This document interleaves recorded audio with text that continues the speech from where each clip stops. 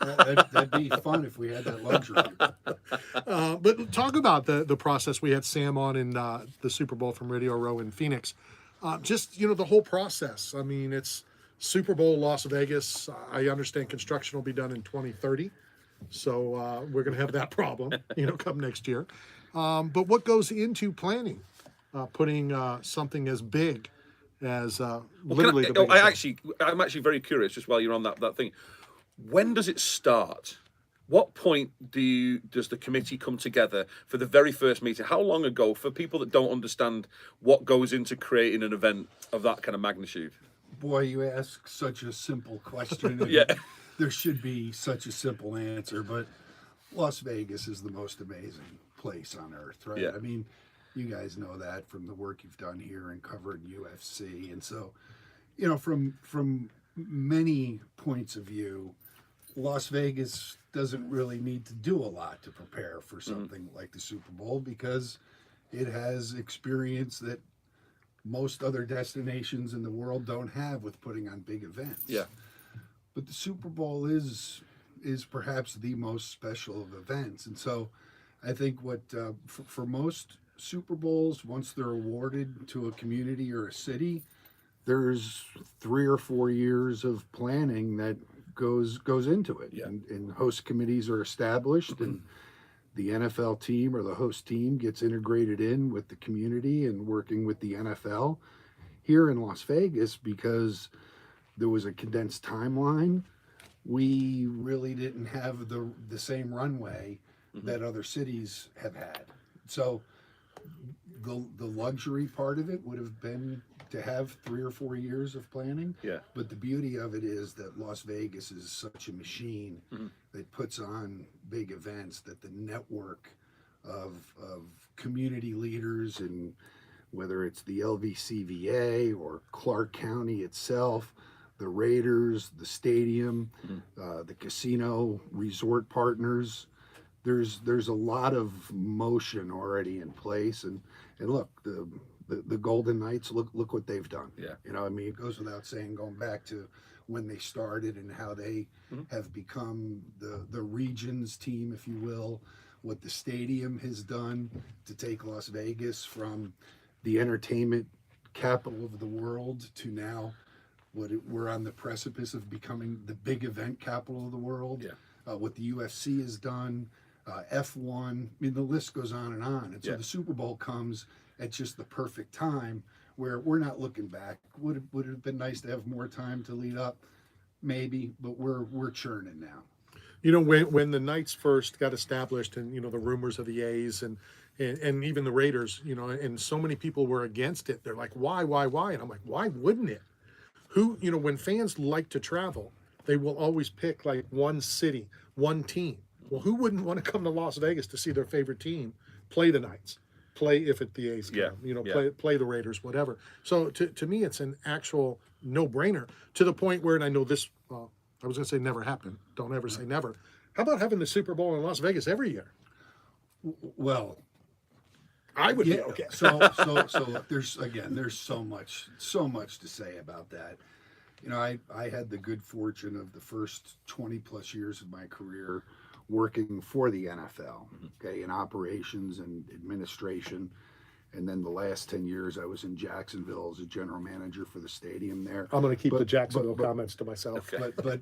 but in my time, and from my point of view, and I think pretty much anybody from their point of view would have never thought that number one, that the Raiders could be in Las Vegas, but that a Super Bowl could be in Las Vegas. Yeah. So the fact that the odds of a Super Bowl being in Las Vegas were completely zero at some point, the Yeah. math doesn't work. So it just shows a lot about what this community, what this city, what this region has done to get past a barrier that had been forever in place. Yeah.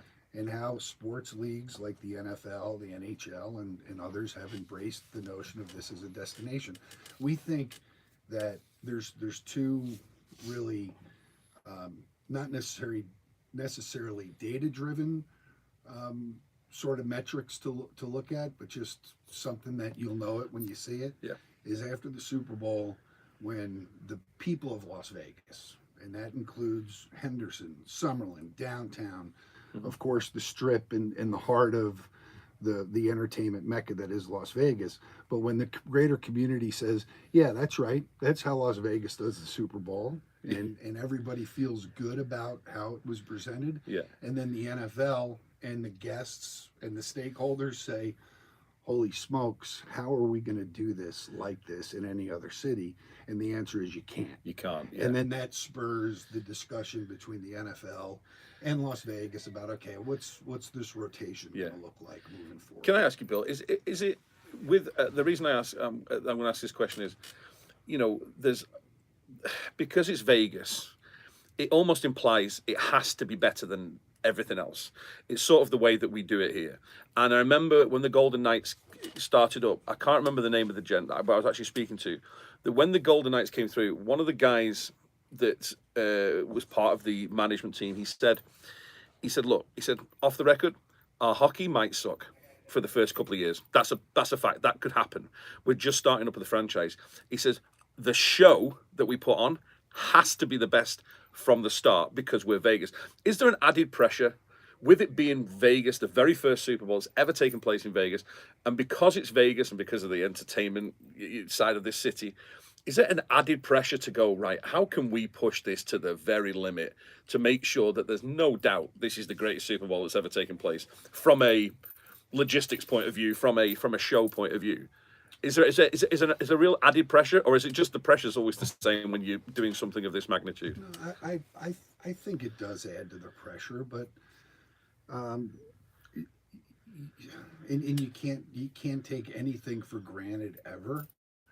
But what Las Vegas has become as a destination in delivering events of the highest caliber and magnitude is just one piece of the puzzle.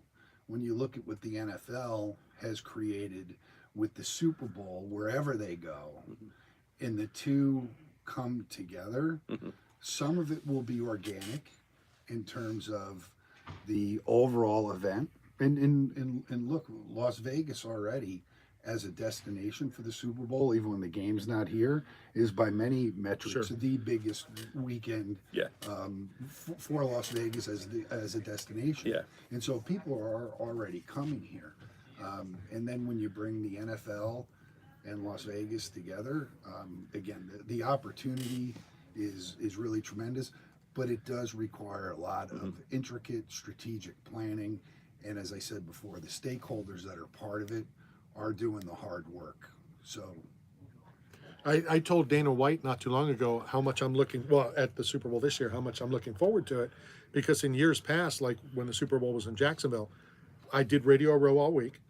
Then I flew to Vegas for the UFC on Saturday, and then I flew back to Jacksonville for the Super Bowl in Jacksonville. Well, he's almost assured me the UFC will have an event here that week, which means I won't have to travel. At least I'll travel from Tampa. But there you go. At least I'll be able to save on some flights. The man knows, doesn't he? That's quite a weekend of sport that would be...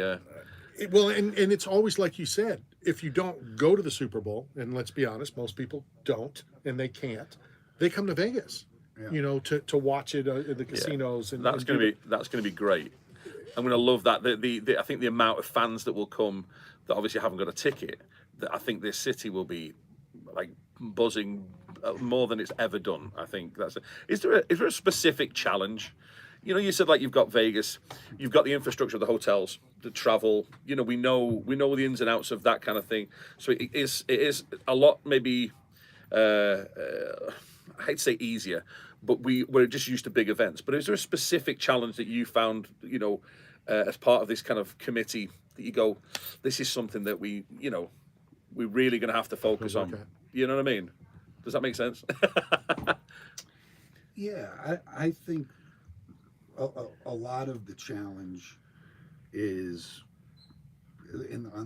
from a logistical sense is making sure that the capacity that the city has and that the stadium has and the footprint around the stadium, given the logistics of important stakeholders, which is any ticket holder, being able to get to the stadium and depart the stadium and back to wherever they're going in as smooth a manner as possible. I think for those that know Las Vegas, or as you learn Las Vegas, you realize very quickly that to get from point A to point B, you might think, hey, I can just walk there, and you learn the first day, like, oh, okay, I'm not going to do that again. Yeah. You know, and so I think the changes that happen to the footprint around Allegiant Stadium, because in many respects, because of the security nature of the Super Bowl, makes the entry and departure experience for the Super Bowl different. Yeah. And you don't get a chance to test it out. You're doing it for that first time. Yeah. And it's got to be done the right way, at a high level of precision and success. Mm-hmm. So I think that's the things that are out of our control, weather or things that just can't be contemplated. You always have to role play those out and be as prepared as you can. But it's the things that are in our collective control. And when I say our collective control, it is the NFL Super Bowl. They put it on. Yeah. We as the host committee facilitate 100% exclusively for Las Vegas the obligations that Las Vegas has made to the NFL. Weather obviously is always a problem. Being in Tampa, we have to worry about rain. I mean, what weather in February is, it's just cold, right? It's not awful, but it's cold.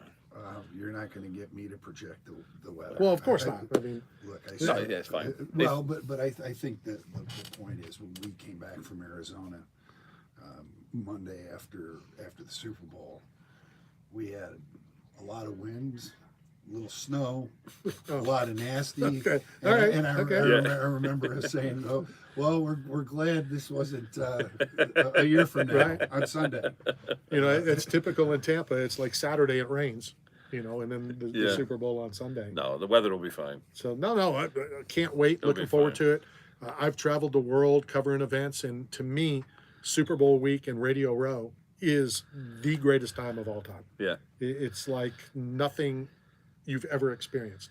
The interviews, and it's not just sports related, it's everybody, all sorts of stories. And then of course media day with all the freaks that come out and ask some of the silly questions. Yeah, and I think we all know how awesome it can be. Sure. Right. And so that's the fun part of it. That's what makes it different from any other. And to be part of the first Super Bowl in Las Vegas is just it's historical. Yeah, it's quite an honor as well. I love it. Yeah, I love that. No question.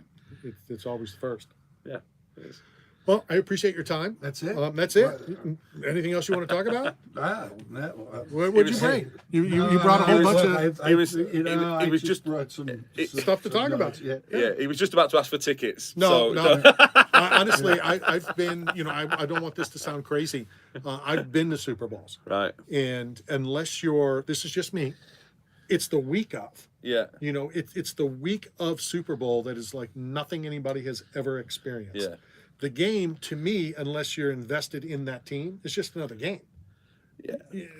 I understand. In 02, covering the Tampa Bay Buccaneers, that was incredible because it was the Bucs. But no, here's one more thing that I think I would say, and I don't know how.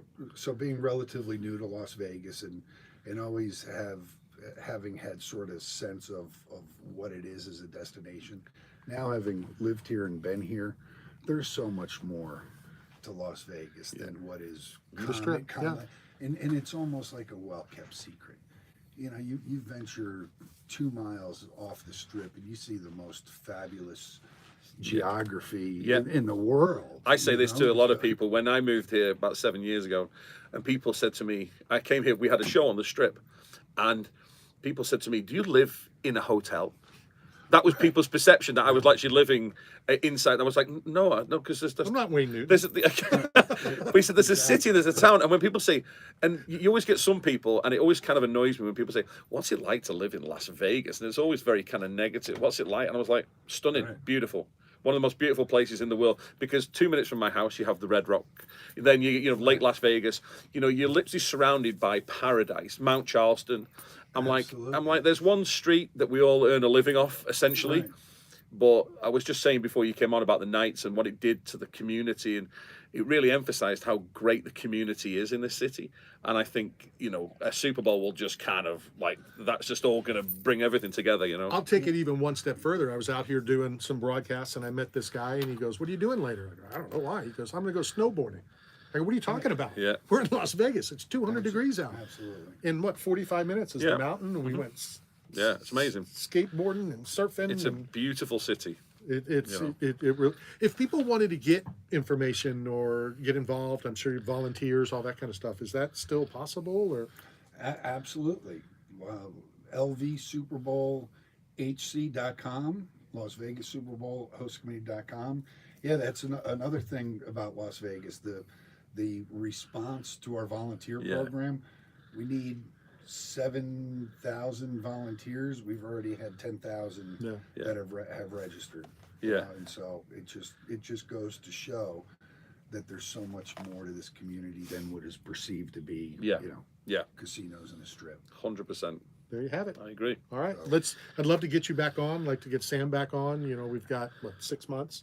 Is it 6 Yeah. months? 7 months? Yeah, it's getting close. It's ticking away. It'll be here before you know Yeah, it. it's ticking away. I definitely can't wait. Thank you for your time. Let's go hit a quick break as we continue live from the UFC Apex. This is Knockout Radio, brought to you by 8 Man Strong, Staff Zone, and Bucked Up Energy Drink. Thanks, Bill. Did all right? Yeah, Lovely. no, awesome, good stuff. It's just